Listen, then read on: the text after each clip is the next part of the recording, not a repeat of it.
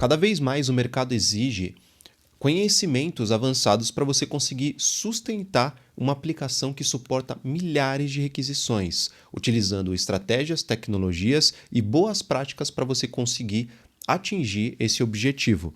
E é por isso que eu fiz esse conteúdo, para você não passar por essa situação. Agora ferrou. Minha aplicação quebrou inteira. Não acredito, cara. Como que eu vou resolver isso? E para evitar situações como essas, nós utilizamos o melhor da engenharia de software, tecnologias, boas práticas que nós podemos adotar para poder suprir a necessidade quando se trata de alto volume de requisições.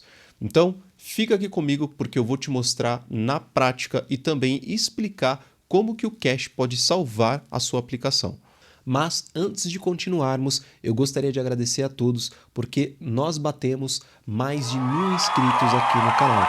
E eu gostaria de agradecer pela confiança no meu trabalho e isso motiva cada vez mais trazer conteúdos diferenciados. Uma coisa legal também é que eu estou vendo o crescimento de muitas pessoas aqui através do comentário, tirando dúvidas, perguntando e contando experiências. Inclusive, um feedback super positivo é que um dos inscritos aqui da comunidade, ele conseguiu a sua vaga de emprego. E tudo isso assistindo a playlist de Node.js, né, que é ali construindo a sua primeira API com Node. Inclusive, o comentário dele está em um dos primeiros vídeos ali da playlist e mostra o quanto ele se esforçou e se adaptou para a sua realidade e conseguiu a sua vaga. E isso é muito legal, galera. E você que não é inscrito no canal, aproveita e se inscreva. Quem sabe você também tem o conhecimento que você precisa também para adquirir a sua vaga. E vamos parar de enrolação e bora pro vídeo porque tem muita coisa legal hoje. Bom, já compartilhei minha tela aqui com vocês e eu deixei uma listinha pronta para nós falarmos um pouco sobre alguns assuntos, tá? Primeiramente, eu quero que você entenda um problema que nós temos nas aplicações, que eu vou explicar aqui no ScaleDraw, e nós vamos passar faseadamente para eu poder explicar para vocês e vocês conseguirem sair daqui com informações e um olhar diferente para poder potencializar, para poder trazer uma robustez muito maior para a aplicação de vocês, ok? Então vamos lá. Bom, nós temos um front-end aqui, seja com React, Angular, Vue ou até Flutter, React Native, enfim. As tecnologias aí de front, onde nós fazemos requisições para o nosso back-end, que independente da tecnologia, trabalha com cache. E aqui, vamos entender como que funciona o back-end. Quando o cliente faz aqui uma requisição lá no front, ele pede alguns dados, e aí ele vai acionar um endpoint, que é praticamente uma rota, e vai levar a solicitação, a consulta ou a escrita lá para o banco de dados, que ultimamente nós utilizamos grande parte das vezes o Postgre, para essa parte de desenvolvimento full stack. E aí o Postgre verifica os dados, faz a leitura escrita que precisa, ou até as atualizações, e devolve para o back-end, onde ele manda a resposta lá para o front. Então, perfeito. Esse aqui é o fluxo básico que você já aprendeu aqui no canal por diversas vezes, e ele não muda. E agora nós vamos falar sobre uma problemática nesse tipo de requisição. Vamos supor que quando você faz... Vamos supor não, geralmente quando nós desenvolvemos uma aplicação, sempre nós testamos, só que nós testamos ali com poucos dados, né? Principalmente se for um projeto pessoal ou se você tem uma empresa, está começando, você cria uma aplicação ou você não testou o suficiente, estressou aquela aplicação com um alto volume e acabou deixando passar e depois teve problemas em produção aí. E aqui, o que acontece? Quando você testa ali com uma base de 1000 requisições e você faz uns testes de volumetria, só que baixo, você não consegue ver até onde sua aplicação de fato aguenta. E aí, na hora que você recebe 1000 requisições, você vai falar assim, tranquilo, minha aplicação suporta, eu já testei. Só que é diferente você fazer teste com 1000 requisições e 1000 requisições simultâneas, ou seja, ao mesmo tempo. Isso pode prejudicar a sua aplicação dependendo da forma que foi desenvolvida e dependendo de que tipo de aplicação é. Então, se você estiver trabalhando com um alto volume, com escalabilidade muito alta, né, como por exemplo no Big Tech, a partir do momento que você colocar no ar, você vai receber uma série de requisições simultaneamente, o que pode deixar a sua aplicação lento, o seu banco de dados lento e começar a travar ou até parar por completo a sua aplicação, gerando prejuízo, seja na sua empresa ou na empresa onde você trabalha. Tá? E para evitar esses cenários, nós trabalhamos com cache. O que é um cache? Um cache, ele armazena dados temporariamente na memória. E nós falamos muito sobre o Redis, tá? Que é esse carinha aqui, onde ele é muito famoso, onde ele brilha, porque ele tem uma série de funcionalidades que pode facilitar no nosso dia a dia. Então, o Redis, basicamente, ele armazena temporariamente alguns dados ali, conforme a estratégia que você usar, e ele começa a aliviar essa quantidade de consultas no banco de dados principal, que no caso aqui é o nosso Postgre. E eu vou explicar para você aqui no detalhe. Não se preocupe que a gente vai testar, nós vamos fazer um teste de carga aqui, inclusive com 10.000 requisições simultaneamente, e nós vamos fazer isso com Redis e sem Redis para você conseguir ver a diferença gritante que isso pode trazer para suas aplicações. Então vamos lá. Aqui o Redis ele vai brilhar da seguinte forma. Quando alguém fizer uma requisição no nosso front-end e passar aqui, solicitando para o nosso back-end, ao invés de eu passar diretamente aqui para o Postgre, o que eu vou fazer? Em vez de consultar diretamente aqui o nosso Postgre logo de cara, eu vou fazer o seguinte, eu vou consultar o nosso Redis. Então, ele vai ficar no meio do caminho e nós vamos falar assim, ó, ô Redis, você tem informação desse cliente aqui? Ela vai falar, putz, tenho sim, espera aí que eu já te devolvo. E aí ele vai retornar aqui para a gente os dados desse usuário. Então, olha só que legal, eu não precisei acessar o banco de dados, o cache já me trouxe. Agora, se ele não tiver, eu vou falar, putz, cara, espera aí um minuto, eu vou ter que pedir lá para o banco porque eu não tenho mais os dados desse cara aqui. Como é uma camada de dados temporária, eu já perdi. Então ele vai vir aqui, ó, Postgre, me dá os dados, me traz os dados desse cara. Deixa eu arrumar essa setinha aqui. Falar, me traz os dados desse cara aqui que eu estou precisando para poder responder aqui na aplicação. O Postgre vai fazer o quê? Tá bom. Eu vou mandar aqui para requisição, mas eu já vou deixar contigo uma cópia. Então ele pega, joga essa cópia aqui no Redis e aí já responde aqui no back-end. Da próxima vez que esse mesmo usuário for fazer essa consulta, vamos supor que é o Júlio, entra aqui, eu quero os dados aí do meu perfil.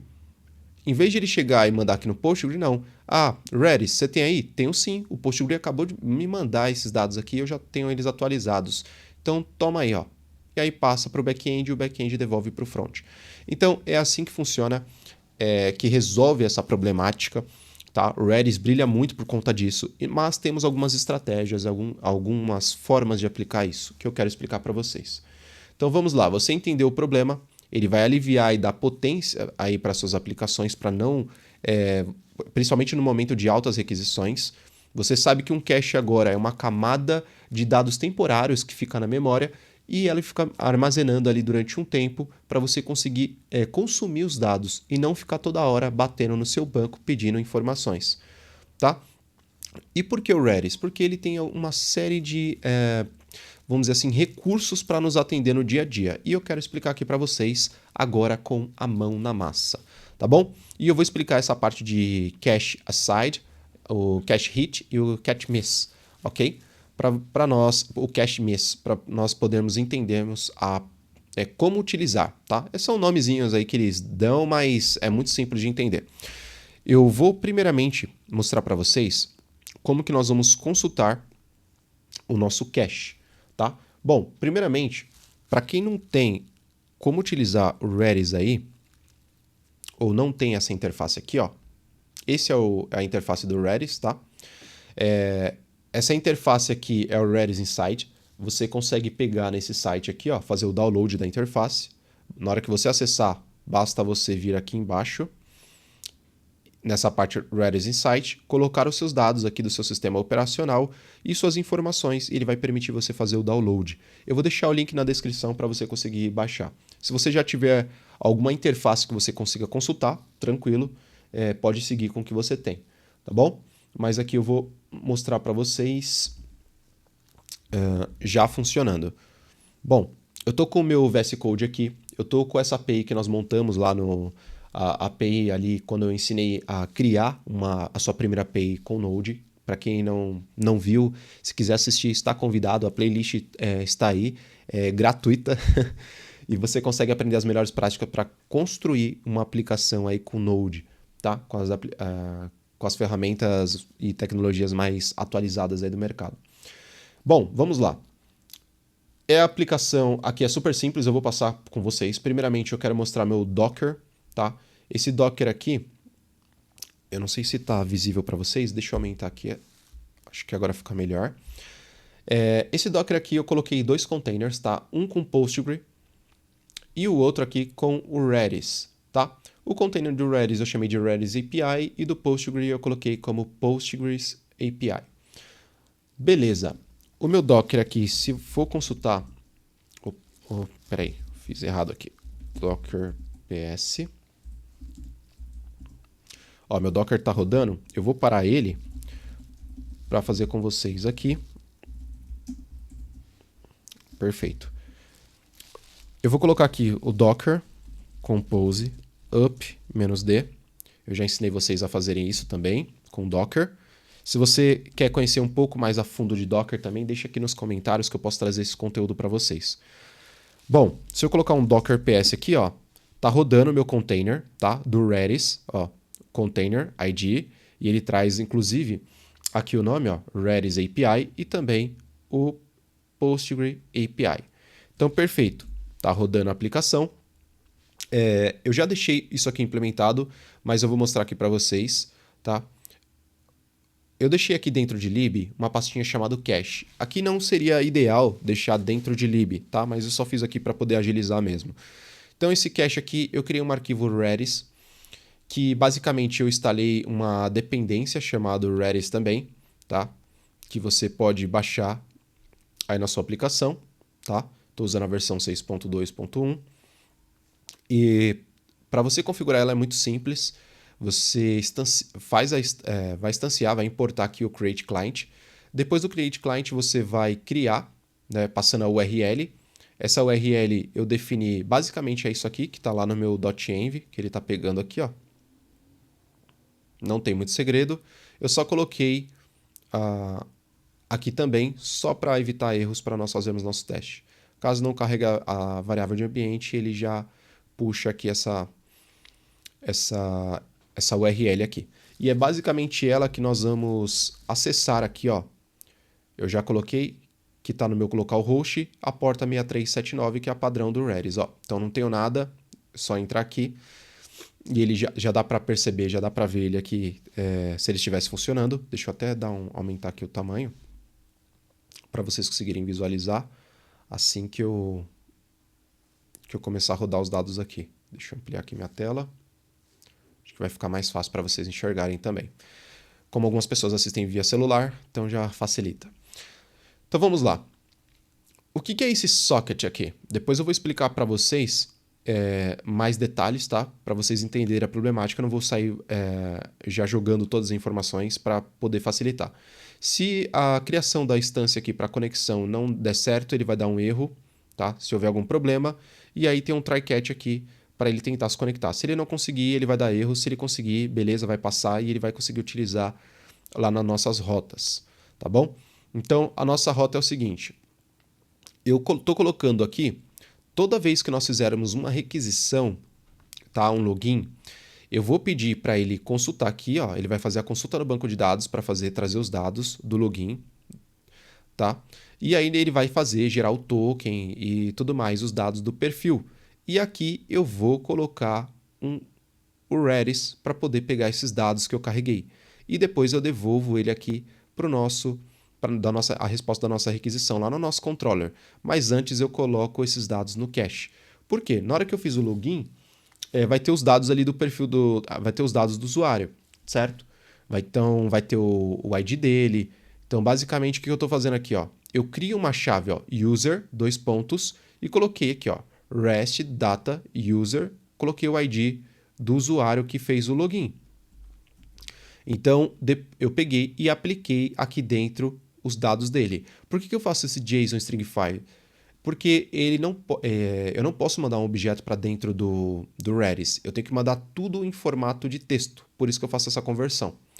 E aqui, se nós olharmos o que tem dentro aqui, ó, ele tem o ID, o e-mail, o nome, a regra, rule e o create at, que é a resposta aqui do meu use case, tá? Então, passando aqui, ó, eu recebo e-mail e senha, ele consulta no banco de dados para ver se existe esse usuário.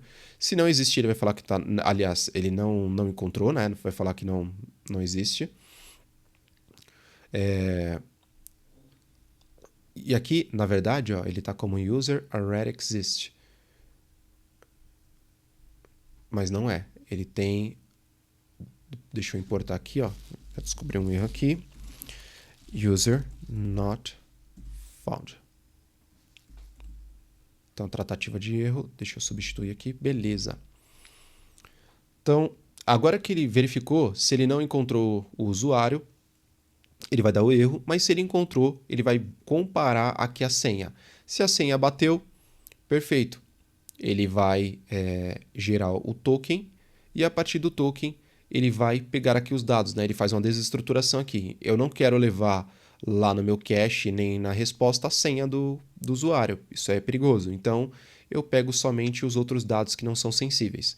Esses dados sensíveis eu coloco em formato de texto aqui dentro do Redis e coloco essa chave, essa key, user, 2 pontos. Geralmente você nomeia essa key de acordo com o que você está fazendo. Então aqui eu estou pegando dados do usuário, então eu vou colocar user e coloquei o ID dele.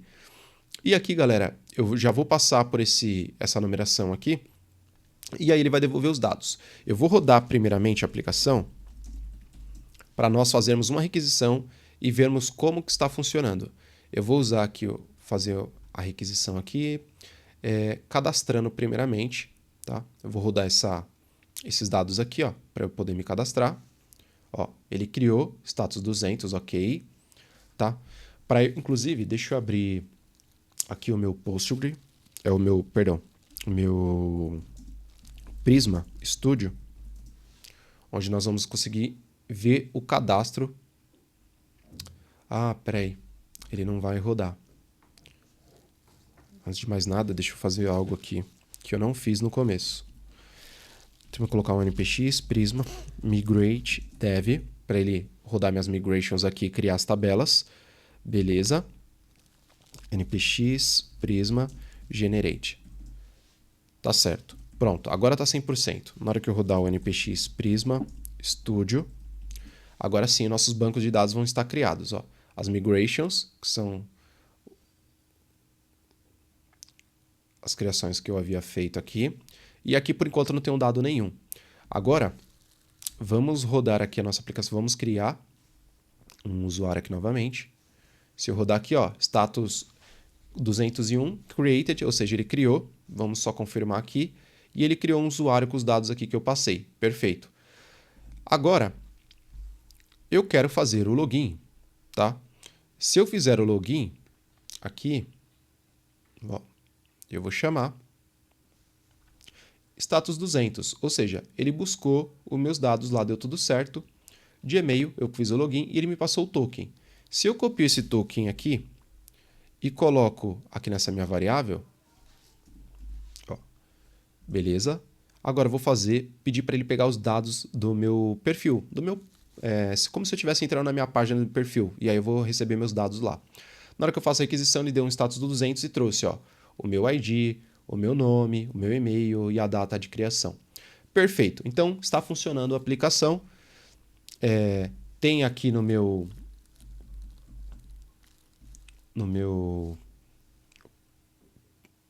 Prisma Studio, tá? Os dados que nós cadastramos. E também, se eu consultar aqui como o Redis já está funcionando, se eu atualizar ele aqui, ó, olha que legal, ó, ele trouxe, ó, user, ou seja, ele criou uma camada de usuário aqui, de cache, e ele trouxe esse ID. Esse ID é basicamente o que nós criamos. Então, ó, ele colocou user, eu não sei se dá para ver aí, porque está bem pequenininha, né? Deixa eu ampliar. Ó. Se você olhar, ele colocou user, 2 pontos e colocou o ID do usuário que eu peguei lá do banco. E aqui dentro do cache, você pode ver que ele tem o ID, aí ele tem o name, tem o e-mail, tem a regra, rule, e tem a data que eu criei. Então, é muito bacana. Você pode ver até em formato JSON aqui também, ó. A gente pode mudar. E aqui eu coloco isso aqui para atualizar, ó, auto refresh. Por que auto refresh? Porque, ó, olha só, ele me trouxe o tempo que ele vai ficar. Olha lá, ó, ele baixou para 3 minutos sozinho. Ele está mostrando, atualizando o tempo.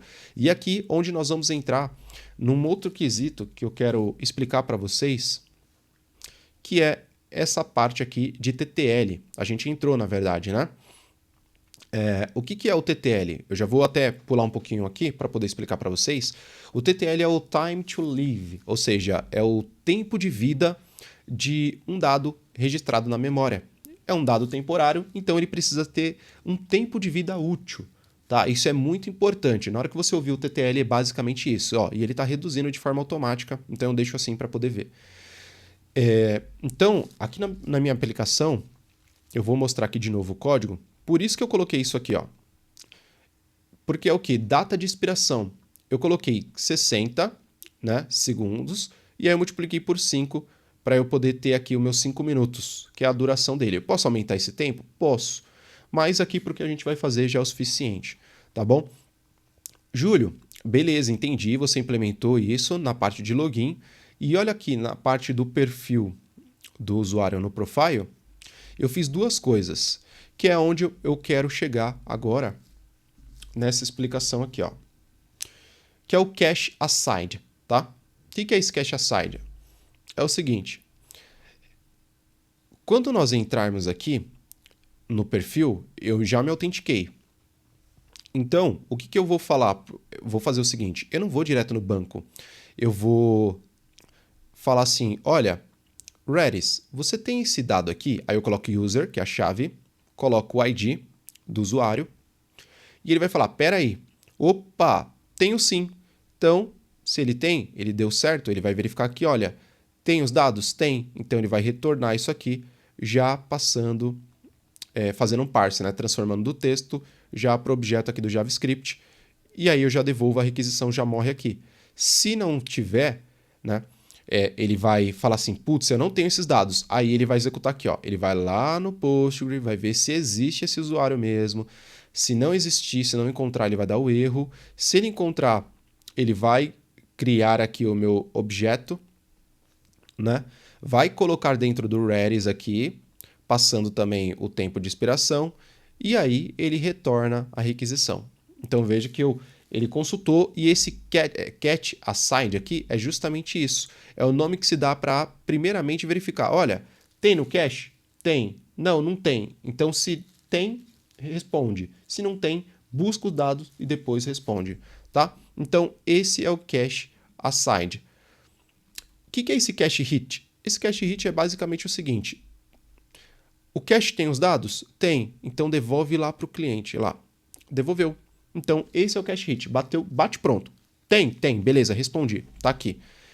E agora, o que é esse cache miss? Basicamente, é ele falar o seguinte. Olha, eu não tenho os dados aqui dentro do cache. Cara, busca lá no banco.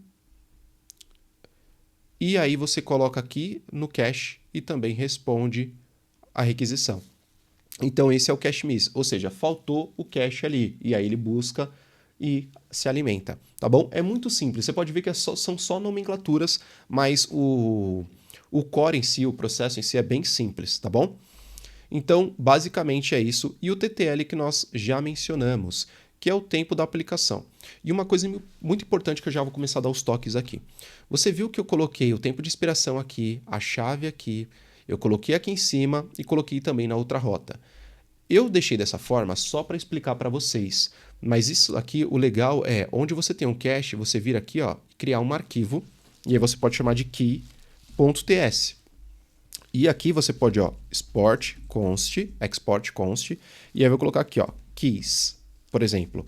E aí eu posso colocar como objeto e posso definir aqui, ó, keys, por exemplo, users. E aí posso definir que o nome vai ser user, dois pontos. Então você centraliza as chaves num local para não perder, tá? Isso aqui eu só estou dando um exemplo rápido, eu não vou manter isso aqui, para você entender, para você centralizar. E você pode ver que eu fiz várias chamadas aqui, ó, com Redis. Quando você quer buscar, você utiliza o get, tá? E quando você quer setar, você utiliza o set. É muito simples, tá? Setar você vai colocar, e o get você vai buscar. Beleza? Então, aqui é de forma rápida para você entender como foi essa implementação, tá bom? E aqui, com isso, eu quero só falar alguns cuidados que precisa tomar e nós já vamos fazer o nosso teste de carga. Esse TTL aqui, infinito, é o seguinte. Vocês viram que eu dei um time de 5 minutos para ele ficar na memória. Galera, tem gente que não coloca isso aqui, ó. Isso aqui fica 100. Então, ou seja, o dado vai ficar eternamente ali. E isso é muito perigoso, porque quando você acessa aqui, por exemplo, o Redis, ó, deixa eu ver, ele já apagou o dado automaticamente ali, viu? Deixa eu fazer outra requisição aqui. Ó, na hora que eu fizer essa requisição, ele trouxe, tá? Na hora que eu carreguei aqui, ó, ele já tem outro user, ó. 4 minutos. Se eu não coloco o tempo, esse dado vai ficar aqui. E olha, se você reparar, tem, ó, 230 bytes. Ou seja, tem um espaço ali. Então, se você ficar acumulando sem um tempo de vida útil, vai ficando lixo, dado ali, e daqui a pouco vai estourar a memória. Então, você vai ter que daqui a pouco fazer escala vertical, aumentando o poder, os recursos da máquina, do seu container ali também, para poder suprir toda essa quantidade de dados. Então, cache é muito bom, mas tem que saber utilizar e utilizar com estratégia e com sabedoria, porque senão você pode também afundar a sua aplicação. E um outro ponto muito importante aqui para dar um alerta, que é o seguinte, a questão de invalidação, tá? Ou atualização de cache. E aí nós temos esse método del, tá? O que é esse del? Esse del, basicamente, você pode fazer o set, mas se você olhar aqui, ó, na aplicação colocar um ponto, você tem a opção de del aqui, ó, que é o quê? É deletar. E aí você abre e passa a chave que você quer deletar, tá? E quando que você deleta? Deixa eu voltar aqui o que ele era antes. Quando que você deleta? Vamos supor que a pessoa, o usuário, fez um sign-out, ou seja, ele já fez o login, já fez tudo que tinha que fazer na plataforma e aí ele desloga. Na hora que deslogar, não tem por que você deixar o tempo correr ali no cache aqui, ó. Você vai ficar esperando. Vamos supor que eu desloguei. Não tem por que isso aqui ficar contabilizando. Vamos supor que aqui está 5 minutos, está rápido. Mas se tiver muitas requisições, isso aqui pode estourar a memória. Então, ao invés de ficar deixando isso aqui, não vou usar mais, aqui tem um botãozinho de lixeira para deletar. Ó. Eu deletei. Ele não vai existir mais. Ele apaga. Da forma que eu fiz aqui na interface, é o que aquele del faz. Identifica o cache e apaga. Então, você não deixa aquilo rodando mais, porque não tem necessidade se não for utilizar. Então, você invalida aquele cache, tá bom? Mas tem que tomar cuidado aí também na hora da invalidação para você não fazer nenhuma besteira e depois acabar onerando o banco. E aqui é uma questão muito importante. Quando você trabalha com cache, muitas vezes a gente faz um script como eu mostrei para vocês aqui, tá? Deixa eu apagar aqui. Ó, esse script, geralmente, as pessoas vêm e colocam aqui já ele fixo, sem um try-catch, uma tratativa de erro. E qual que é o problema? Vamos supor que eu estou com o container rodando aqui. Vamos supor que a parte do Redis falha, esse serviço cai. Ele pararia toda a sua aplicação, e isso não pode acontecer. Por isso que eu coloquei esse try-catch. Porque na hora que ele identificar que o serviço não está respondendo, ele vai trazer um erro. Ó, ele dá um console erro, mas ele não para a aplicação, ele continua. E eu coloco, inclusive, uma variável aqui, falando que ele pode receber um texto, que quando nós carregamos o dado aqui, ele vem no formato de texto, ou ele pode ser nulo, porque quando ele der erro, realmente ele vai entrar como undefined. Então eu fiz uma tratativa de nulo e já defino ele logo de início como nulo. Se ele carregar, vai vir como texto, mas se parar, não para a minha aplicação. E para isso, eu vou fazer um teste aqui para vocês. Ó. Eu vou parar ela, e no meu Docker, se você reparar aqui, ó, nós temos o Redis e nós temos o Postgre, certo? E eu vou parar esse carinha aqui, ó. Então eu vou colocar aqui, ó, Docker stop Redis API. Ó, parei. Se eu colocar um Docker PS, não tem mais dois containers rodando. Está rodando só o Postgre. Vamos ver o que ele faz. Vou colocar o npm run dev. Ó, minha aplicação falou o seguinte. Olha, não posso me conectar no Redis. E deu erro de problema de conexão. Mas aqui continua rodando. Tanto que se eu vir aqui, ó, e fizer uma requisição... Deixa eu baixar aqui meu terminal. Se eu fizer uma requisição de login, ó, veja que ele rodou. Ele trouxe aqui meu e-mail e senha. O erro tá dando aqui ainda? Tá, porque ele tá tentando achar o serviço e não consegue, mas ele não parou a aplicação. Então você tem que fazer sempre uma tratativa para você não quebrar sua aplicação por conta de um cache, tá? Óbvio, pô, teve um problema no cache. Óbvio que o banco vai ser onerado, ele vai ficar ali com problemas. Você precisa resolver e ter uma estratégia, um plano B, para aquilo voltar rápido para não detonar a sua aplicação. Porque se o cache cai e você tem um alto volume de requisição, o banco pode não dar conta e pode travar e quebrar a sua aplicação. Então é por isso que nós usamos estratégia com Kubernetes, para nós conseguirmos orquestrar containers, subir o serviço rápido. Então tem uma série de estratégias. O que não vem o caso aqui, mas é um ponto de atenção quando você estiver trabalhando com cache em produção. Ok? E aqui, uma outra coisa que eu quero mostrar é o seguinte, ó. Aqui eu vou explicar para vocês agora o porquê que eu coloquei esse socket. O socket ele vai identificar a quantidade de vezes que você vai tentar reconectar. Então ele tem ó, Reconnect Strategy. Ou seja, se eu não tivesse esse socket aqui falando false, ou seja, para de ficar tentando se reconectar se você não estiver conseguindo, porque senão ia aparecer um monte de erro aqui e ia parar a aplicação. Então eu coloquei para ele não ficar tentando se auto-reconectar, ou seja, se deu problema já é porque tem alguma coisa errada e eu preciso verificar. E aí, se ele não consegue, ele coloca aqui falando o erro aqui, ó, que não pode conectar, e aí ele lança o erro. Então foi o que ele fez, ó, não pode conectar no Redis e lançou o erro aqui, falando que não está conseguindo o serviço, conectar no serviço. Mas a aplicação roda da mesma forma. Bom, agora nós vamos fazer nosso teste, galera. E eu mexi aqui no seguinte, ó, no Docker, deixa eu baixar aqui. No Docker eu apenas retirei os volumes, tá bom? Porque como nós vamos processar diversos dados e registrar, para não ter nenhum problema aqui, já que eu estou com o editor de vídeo aqui aberto, filmando, e além do que eu vou rodar, talvez minha máquina não aguente, não aguente, porque minha máquina também não é aquela beleza, né? Eu tenho só 16 GB de RAM aqui, então talvez, dependendo do volume aqui, não vai dar muito certo. Então é o seguinte, eu ocultei os volumes aqui então. Agora o que nós vamos fazer? Ó? O Docker eu deixei ele parado, tá? Nós vamos Docker Compose up "-d". Nós vamos subir os nossos containers. Docker PS, tá os dois containers rodando. E eu vou parar primeiramente o container do Redis, só para a gente fazer um teste, só com Redis e só com o Postgre. Ó, então beleza, só tá rodando o Postgre. E aí, aqui eu vou abrir um terminal a mais. Vou colocar um do lado do outro. Vou dar um npx prisma generate, migrate, né? Migrate dev para subir o nosso banco. Foi, perfeito. E agora eu vou rodar a aplicação. Tá, a aplicação está rodando aqui sem o Redis, né? Por isso que está dando esse errinho aqui. Mas está tudo ok na nossa aplicação. Vou aumentar um pouco aqui. Eu separei aqui até um script de teste, tá? O que eu pedi para ele fazer? Ó? Eu pedi inicialmente para ele cadastrar para fazer 1000 requisições, tá? Seriam simultâneas. Primeiro, para cadastrar, ele vai cadastrar de 50 em 50 e depois ele vai fazer requisições simultâneas desses 1000 usuários, tá bom?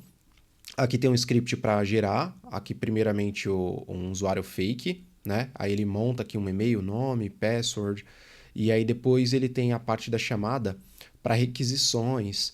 O script é bem completo aqui, é bem grande, tá? Para criar os usuários e depois também para fazer as requisições. E aí ele vai dar um painelzinho aqui, tá? Um console bem estruturado para a gente ver o tempo, média de requisições, número de chamadas, tá bom? Então vai ajudar bastante. Depois eu vou deixar no repositório, vocês podem clonar, fazer um fork lá para vocês conseguirem fazer os estudos de vocês aí na máquina de vocês mesmo, ok? Bom, tá rodando aqui. Eu vou fazer a chamada desse script. Eu, inclusive, vou deixar aqui, ó, 2 arquivos de texto para nós fazermos essa comparação com Redis e sem Redis, ok? subir aqui e vou rodar o primeiro. Ele vai fazer as requisições de 50 e 50. Eu vou até... Deixa eu alterar. Vou pedir para ele colocar, para ele fazer de... Bom, eu vou ser ousado aqui, fazer de 500 e 500. Vamos ver. Fechando aqui. Deixa eu abrir de novo aqui do Redis. Perfeito. O nosso banco, eu vou subir aqui. Bom, rodei o script aqui. Ele está criando os usuários primeiramente. Deixa eu atualizar aqui o nosso banco. Ó, não tem nada. E aí ele já está começando a aparecer agora. Cadastrou 150, tá? 150, ó, 500. Ele fez a primeira leva. Agora ele vai fazer a segunda leva de mais 500 cadastros. E depois, na hora que ele finalizar esses 1000, essa criação desses 1000 usuários, ele vai rodar simultaneamente 1000 requisições, tanto para fazer ali o login, quanto também para puxar os dados do perfil, tá? Então aqui, ó, já tem 700 e pouco aqui, ó. Ele já completou, ó, testando 100 requisições simultâneas de login, ó.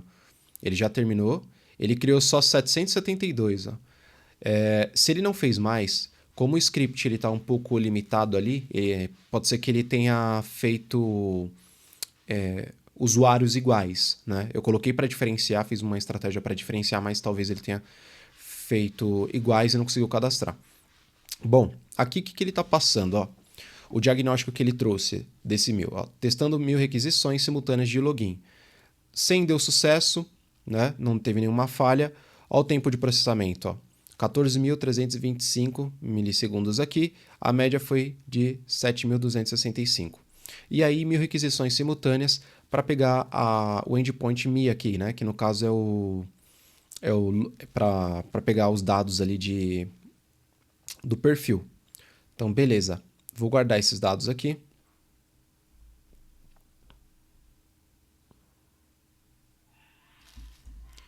Com Postgre. Perfeito. Agora, eu vou limpar esse terminal. Vou parar a aplicação aqui.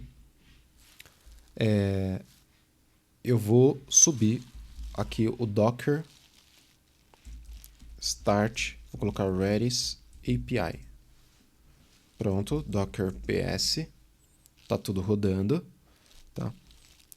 Então, eu vou colocar o npm run dev. Perfeito. E agora, deixa eu só olhar o banco aqui. Ó, agora eu vou fazer o seguinte, eu vou limpar esse banco, deixei um script SQL já aqui pronto, rodei. Pronto, limpou, não tem mais nenhum cadastro. E agora eu vou rodar aqui utilizando o Redis, tá? 1000 requisições novamente. Bora rodar aí. E aqui eu vou pegar o nosso banco. Ó. E não só o banco, mas também o Redis aqui, ó.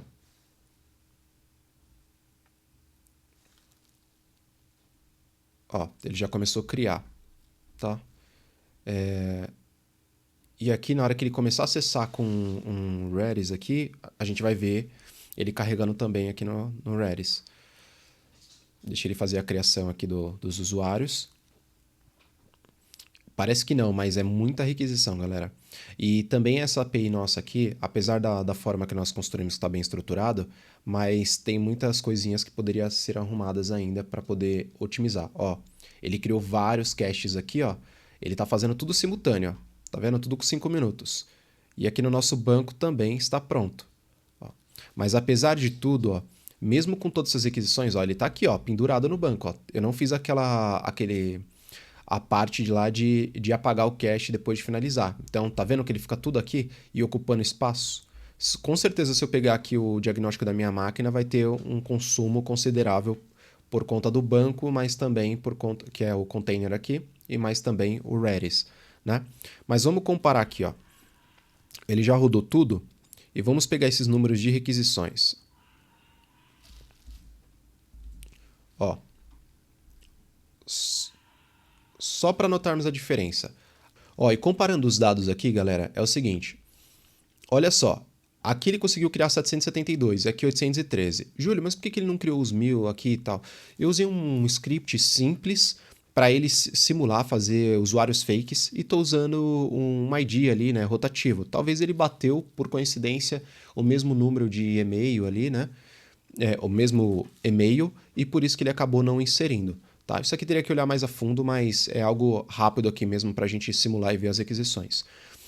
Para cadastrar, tudo bem, ele não usou o cache, e para fazer login também, ele não usou cache. Então essas duas etapas aqui não tem muito o que falar, vai ser próximo mesmo. Tá? Apesar desse aqui ter feito mais cadastros, pode ver que os números aqui ainda são um pouco menores. E aqui não tem cache, porque na verdade aqui ele só inseriu a consulta que ele foi fazendo do login. Onde nós vamos sentir mesmo a utilização do cache é aqui, ó, na parte de coletar os dados do perfil do usuário. Então, olha só, 475 o tempo total para ele fazer as 1000 requisições ali. Aqui, no caso, ele usou 73, tá? Com média de 41 e aqui 344. Mas mesmo assim, não foram as 1000 exatamente, né? Aqui ele só conseguiu cadastrar 813 e aqui nós estamos falando de 772. Mas mesmo assim, ó, esse tempo é extremamente baixo perto desse aqui. Aí você fala, ah, Júlio, mas ainda é milissegundos. Isso numa aplicação faz total diferença, principalmente numa quantidade absurda. Então, qual que é a ideia? Eu vou deixar esse script aqui, essa aplicação para vocês disponíveis para vocês fazerem um fork ou até clonarem lá no meu repositório. E aí, vocês podem brincar na máquina de vocês. Como eu estou gravando e tem bastante coisa aberta aqui, possivelmente se eu fizer isso vai cair, vai travar o vídeo, eu posso perder alguma coisa aqui, a gente já gravou quase 1 hora, então não vou arriscar, tá? Mas depois, assim que eu pegar uma outra máquina, eu consigo fazer um teste em paralelo enquanto eu estiver gravando com vocês, tá bom? Mas aqui, ó, já deu para ver uma diferença perceptível, tá? E eu espero que vocês tenham gostado desse vídeo. Eu com certeza que vai agregar demais. Se vocês mostrarem isso aqui numa entrevista, vai ser visto com bons olhos. Se vocês saberem implementar cache na aplicação e para que serve, e vai fazer total diferença na carreira de vocês, principalmente para aplicar no projeto pessoal de vocês, ok? Eu espero que vocês tenham gostado. Se você não é inscrito no canal, se inscreve aí, dá aquela moral, aquela força. Já atingimos os 1000 inscritos, agora rumo aos 5000 inscritos aqui do canal, né? Assim que atingirmos a meta, nós vamos dobrar a meta. Então, vamos continuar os trabalhos aqui, brincadeiras à parte, e eu espero que vocês tenham gostado. Bom, eu aguardo vocês nos próximos conteúdos. Uma boa semana e bons estudos. Tchau, tchau.